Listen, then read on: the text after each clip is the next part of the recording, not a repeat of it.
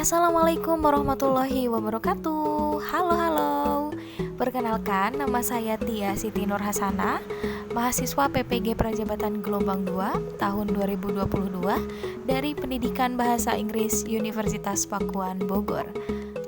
Di sini saya akan sedikit memberikan ulasan mengenai materi yang sudah saya pelajari pada mata kuliah Filosofi Pendidikan Indonesia, yaitu mengenai pemikiran filosofis Ki Hajar Dewantara. Sebelum beranjak ke materi inti, saya akan memperkenalkan dulu siapa sih Ki Hajar Dewantara itu? Tak kenal maka tak sayang kan?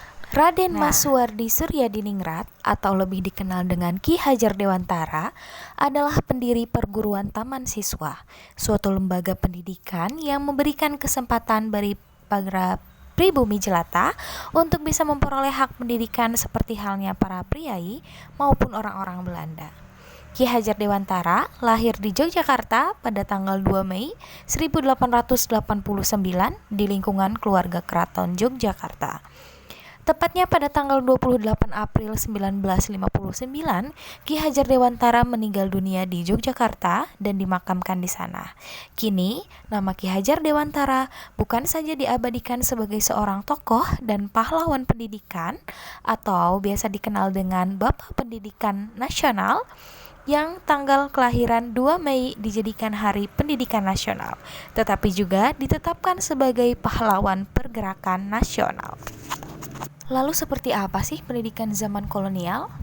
Pendidikan Indonesia pada zaman kolonial diadakan demi kepentingan bangsa Belanda, di mana anak-anak pribumi dididik hanya untuk menjadi pembantu dalam usaha perdagangan bangsa Belanda.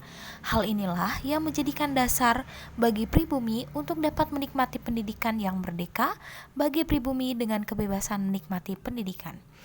Pada akhirnya, Ki Hajar Dewantara mewujudkan hal tersebut dengan mendirikan sekolah Taman Siswa pada tahun 1922. Lalu apa sih pendidikan dan pengajaran itu? Ki Hajar Dewantara memberikan perbedaan kepada keduanya.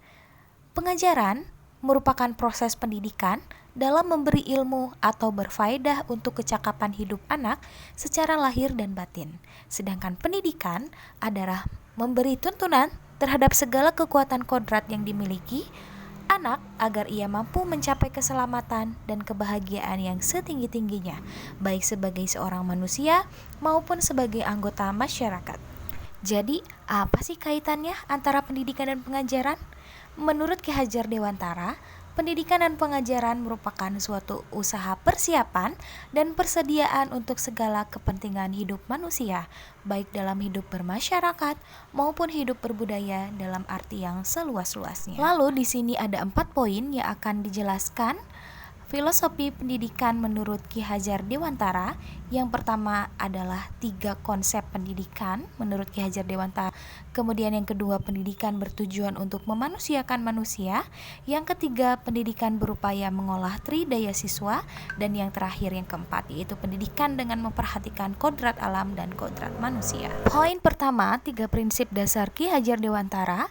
Yang pertama, ing rasa sung tuleda, yang artinya guru merupakan tokoh yang harus menjadi teladan bagi siswa.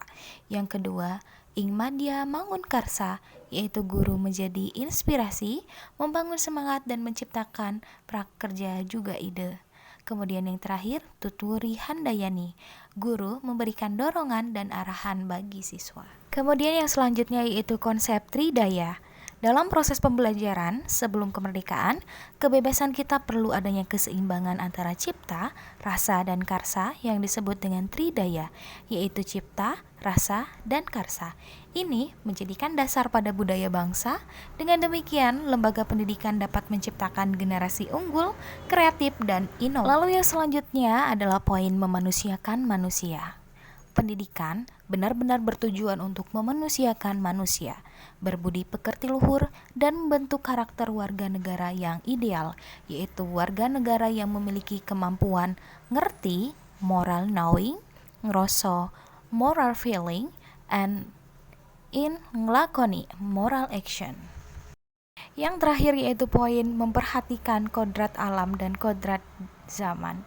Ya, kodrat alam tersendiri merupakan kondisi anak sejak lahir yang dipengaruhi kultur budaya dan lingkungan tempat anak berada. Kemudian kodrat zaman adalah perubahan yang selalu terjadi dari waktu ke waktu dan anak berhak untuk mendapatkan pendidikan dengan cara yang sesuai dengan kodrat alam dan kodrat zamannya Baiklah, sendiri. Demikian sedikit penjelasan mengenai pemikiran filosofis Ki Hajar Dewantara. Kurang lebihnya saya mohon maaf dan terima kasih atas segala perhatiannya. Thank you. Wassalamualaikum warahmatullahi wabarakatuh.